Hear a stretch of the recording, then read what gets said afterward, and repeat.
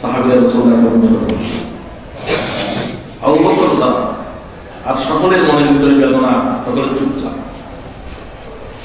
রাসূলুল্লাহ মুশকিল করে রওনা করেছেন। আল্লাহ তাআলা উটের উপরে মক্কার সীমান্ত পার হওয়ার আগে আয়াত নাযিল করেছেন, সুবহানাল্লাহ, ইন্না ফাতহনা লাকা ফাতহান মুবিনা লিয়াগফিরা লাকা আল্লাহু মা তাকাদ্দামা মিন যামবিকা ওয়া মা তাআখার ওয়া yutimma ni'matahu 'alayka wa yahdiyaka siratan mustaqima।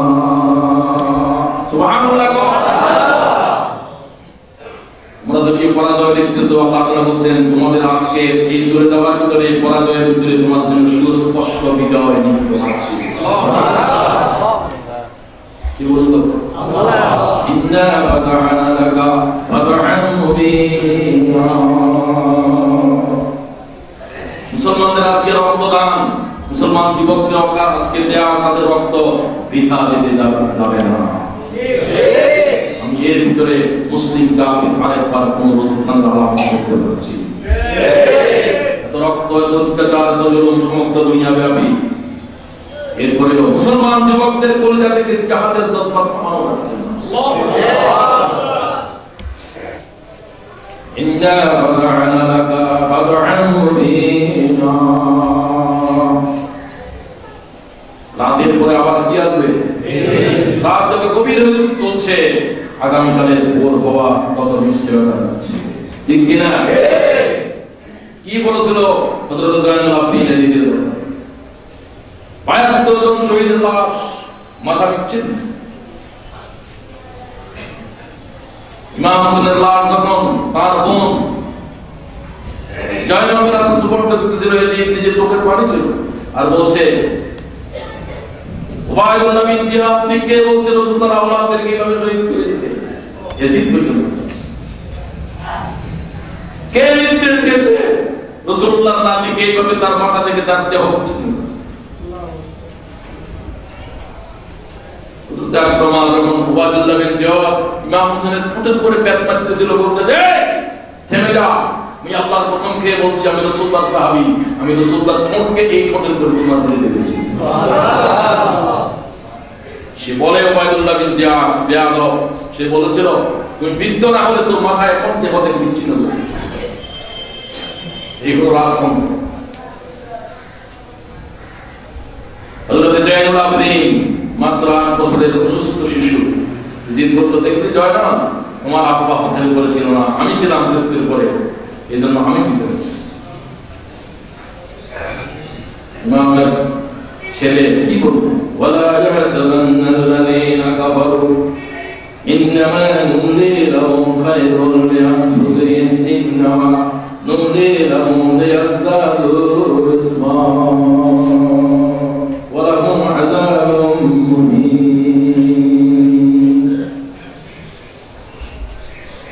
আল্লাহর বান্দারা কোরআন শরীফের আয়াত ভালো করে পড়ো, বুঝো। কাফেরগণ, অবিশ্বাসীরা, জালেমরা যেন মনে না করে তাদের বিজয় তাদের জন্য কোনো শুভ সংবাদ সম্ভব হবে। সুবহানাল্লাহ। ওয়াইল রব্বিছে ৮ বছর। ওয়ালা ইয়াহসাবান্নাল্লাযীনা কাফারু আন্নামা নুমলি লাহুম খায়রুল লিআনফুসিহিম।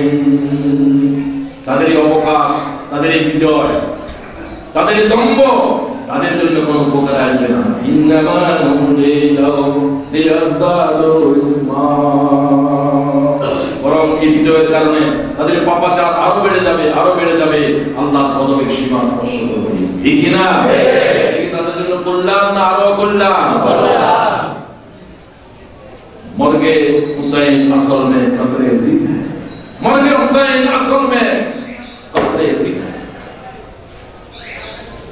মওলানা মুহাম্মদ আলী জওহর কারবালার প্রান্তরে ইমাম হোসেনের রক্ত, ইমাম হোসেনের জীবন, তার খণ্ডিত মাথা, এটা পরাজিত হয় না। এজিদের তত্ত্ব কাঁপিয়ে দিয়েছে, ঠিক কিনা? এজিদের কলিজার পানি শুকিয়ে দিয়েছে। সুতরাং ইমাম হোসেনের শাহাদাত এজিদের জন্য ভয়াল মৃত্যুর খবর, ঠিক কিনা?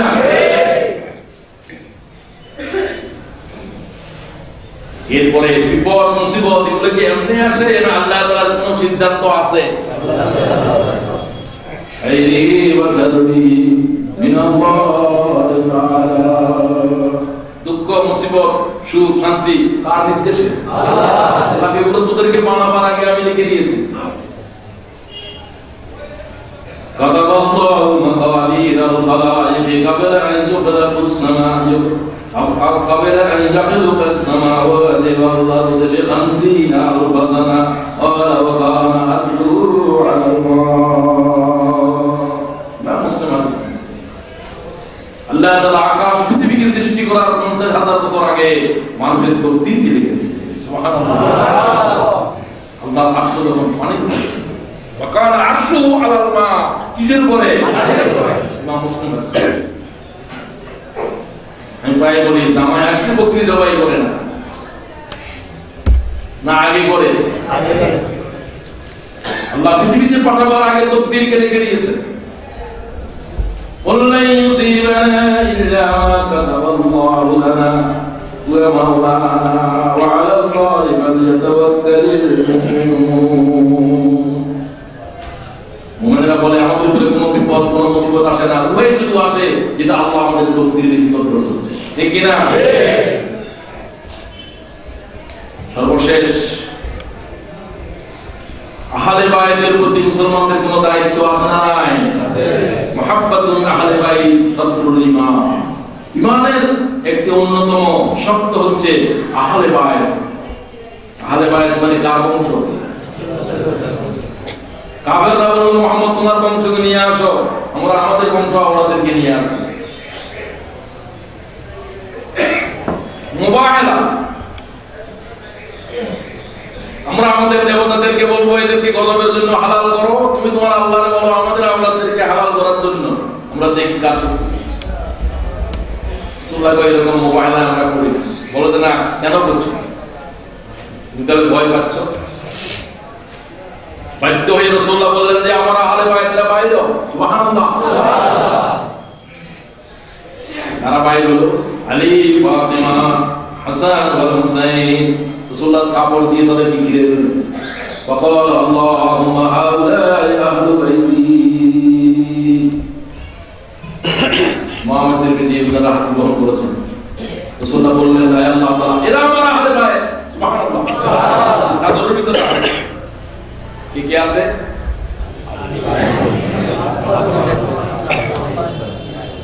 দুটো বংশ এখান থেকে। এই হাসানের একটা মাত্র ছেলে জীবিত ছিল, জয়নুল আবদিন। তাদের জীবিত না থাকতো রাসূলুল্লাহর আওলাদ তার বলে শেষ হয়ে গেছে। মেয়ে থেকে কোনো বংশ আসবে না, বংশ কি থেকে আসবে? শুধু জয়নুল আবদিন থেকে রাসূলুল্লাহর আওলাদ। তুমি কোন থেকে সৈয়দ দেখো তো জানি না, তোমার সাথে রাসূলুল্লাহর নামের কথা আছে। কোন সৈয়দ তো এমনি আছে। তবে হ্যাঁ, রাসূলুল্লাহর রক্ত তাদের কাছে থাকে, তাদের প্রতি উম্মতের দায়িত্ব আছে না নাই? রাসূলুল্লাহ তো এখন মনে হয় 34তম তার আওলাদ আনোয়ার হোসেন তাহের জালিল আল্লাহ তাআলা হায়াত রাখুন। আমিন। এর আগেরটা দিক দিয়ে ছিল, মায়ের দিক দিয়েও বাপের দিক দিয়ে, ইনি পিতার দিক দিয়ে ছিল। এই আগে আব্দুল আহাদ আল মাদানী ছিলেন, উনি তো রাসূল বলতেন না, উনি জদ্দি বলতেন আমার নানা। সুবহানাল্লাহ। রাসূলুল্লাহ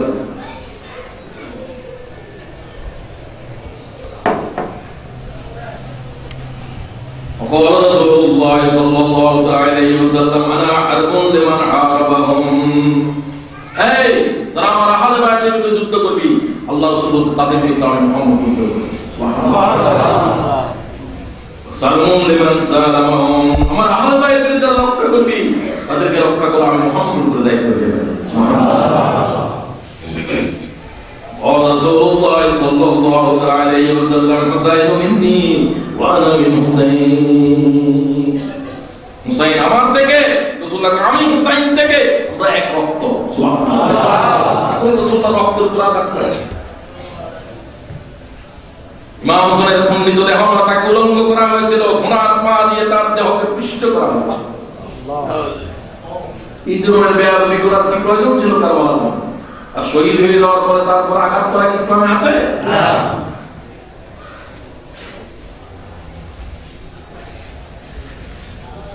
আহাব্বুল্লাহ মান আহাব্বা হুসাইন, আহাব্বাল্লাহ মান আহাব্বা হুসাইন। ইমাম তিরমিজি হাদিস আল্লাহর পয়গম্বর হুসাইন যারা ভালোবাসে তাদেরকে আল্লাহ ভালোবাসে।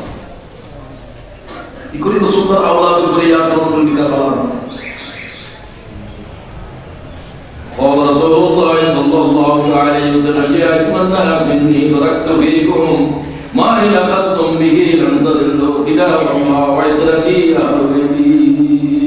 ইমাম তিরমিজি হাদিস দিচ্ছে রাসূলুল্লাহ কালাম চলে যাচ্ছে দুনিয়া থেকে, তোমাদের জন্য আল্লাহর কিতাব রেখে যাচ্ছি। এই হাদিসের ভিতরে আমার আহলে বায়াত রেখে যাচ্ছি। সুবহানাল্লাহ। অবশ্যই এই হাদিস থেকে শিয়ারা কর এই কিতাবকে পরিচালনা করার জন্য আহলে বায়াত থেকে ইমাম, এটা কিন্তু মুদারা। এই হাদিসটা বলে আজকে আলোচনা শেষ করতে চাই। ভালো করে এই হাদিসের প্রতি লক্ষ্য করুন। ইমাম বাইহাকি হাদিস নিচ্ছে আয়েশা হাদিসের রাবি। وعن عائشة قالت قال رسول الله صلى الله عليه وسلم ستة لعنتهم ولعنهم الله وكل نبي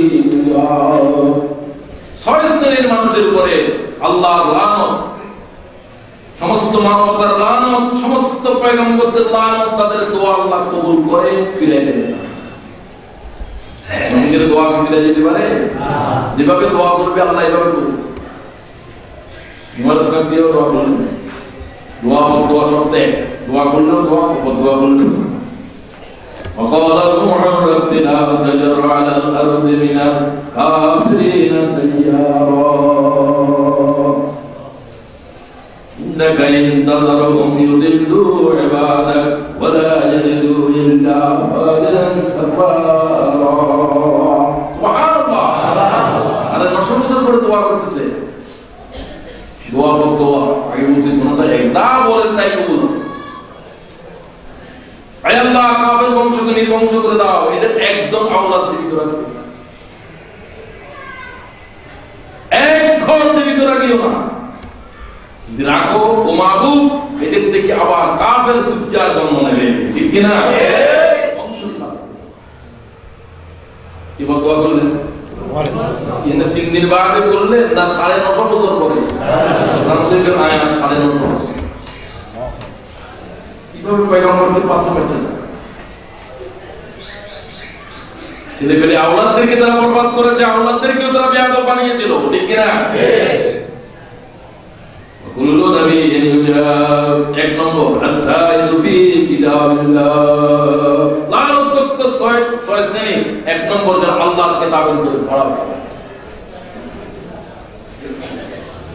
কিতাবে বলে মেয়েদের অংশ ছেলেদের অংশের অর্ধেক।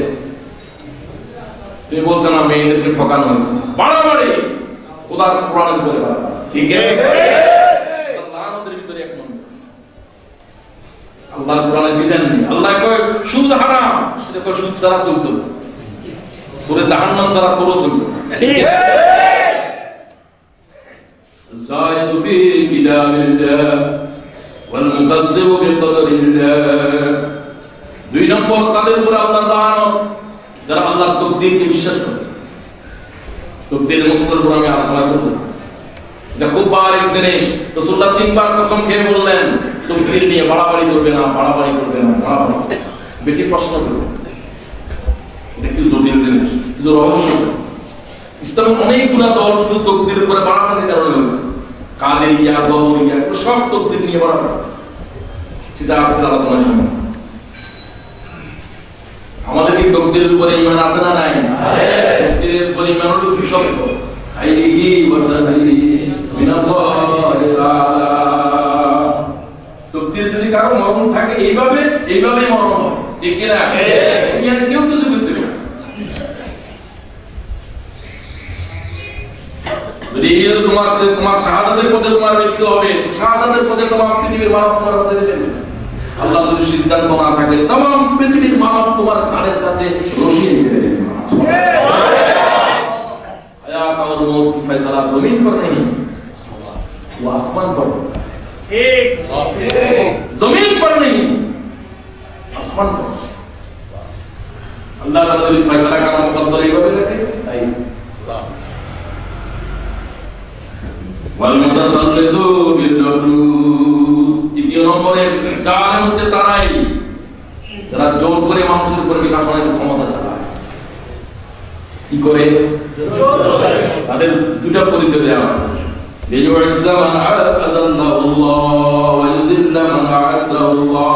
তারা তাদেরকে আল্লাহ ইজ্জত দিয়েছে, তাদেরকে বেইজ্জত করে, আল্লাহর কাছে তাদের কোনো ইজ্জত নাই, তাদেরকে তারা ইজ্জত দেয়। রাসূল সাল্লাল্লাহু আলাইহি ওয়াসাল্লাম পরিষ্কার হাদিসের ইবারত করতেছি, ব্যাখ্যা করার জন্য। والمتسلط بالجبروت يعز من أذله الله ويذل من عزه الله। যারা জনতার উপরে তাদের পরামর্শ বেঁধে রেখে শাসন চালায়, যারা আল্লাহ তাআলা তাদেরকে ইজ্জত দিয়েছে তাদেরকে বেইজ্জত করে, আর তাদেরকে আল্লাহ তাদের কোনো ইজ্জত নাই, তাদেরকে তারা ইজ্জতের আসন বসায়। والمستحل لحرم الله আল্লাহ হারামে খাবার শরীফ আল্লাহর হারাম না হারাম নয়? এই মুয়াবিয়ার বংশ আল্লাহ কাবার উপরে হামলা করেছে, মদিনাকে হাবাল করে দিয়েছে 3 দিনের জন্য, ঠিক কি না? এগুলো ছিল রাজতন্ত্রের কাম। এই কাবার থেকে রাসূলুল্লাহ তাকিয়ে বলছিলেন, ইন্নাল্লাহ হারামা মাক্কা ইয়াওমা খালাকাস সামাওয়াতি ওয়াল আরদ ওয়া হিয়া হারাম বিহারামিল্লাহ ইলা ইয়াউমিল কিয়ামাহ। মক্কা বিজয়ের দিন, হে কাবা, যেদিন আল্লাহ পৃথিবী বানিয়েছিল, আকাশ জমিন সৃষ্টি করেছে, সেদিন থেকে তুমি হারাম, কিয়ামত পর্যন্ত হারাম থাকবে। সুবহানাল্লাহ। কাবার হারামের হারাম বলি।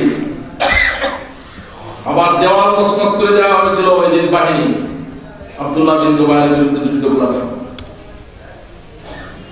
কালো পাথর, যে পাথরের উপরে तमाम পয়গম্বর তোমা দিয়েছে, রাসূলুল্লাহ যতবার তোমা করতে ততবার ওদের আসওয়াদকে জন্ম দিয়েছে, সে পাথর ভেঙে 3 টুকরা হয়েছে। এবং সে অবস্থায় শোনা গেল ওই দিন মারা গেছে। আবার তখন হামলা হচ্ছে, তার বাহিনী আল্লাহর হারামকে যারা জুলুমের জন্য হালাল করবে, তাদের উপরে আল্লাহর মালায়েকার সমস্ত পয়গম্বরদের বান হবে। ওয়াল মুস্তাহিল্লু মিন ইকরাতি মা আরাফা। কয় নম্বর? নম্বর ভুলে গেছেন।